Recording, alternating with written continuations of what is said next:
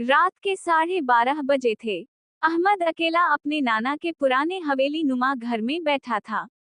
बाहर तेज बारिश हो रही थी और हर थोड़ी देर बाद बिजली चमकने से पूरा कमरा रोशन हो जाता।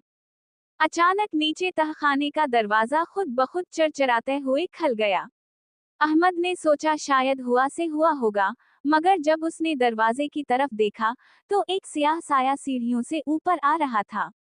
उसका सांस रुक गया। वो हिल भी ना सका। साया आहिस्ता आहिस्ता करीब आता गया और फिर अचानक गायब हो गया। अहमद ने फौरन रोशनी जलाई, मगर कमरे में कोई ना था।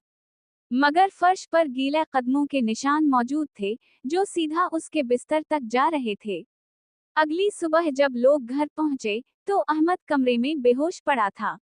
उसने सिर्फ एक बात कही, इस दरवाजे को कभी ना खोलना, वहां कुछ है जो जिंदा नहीं।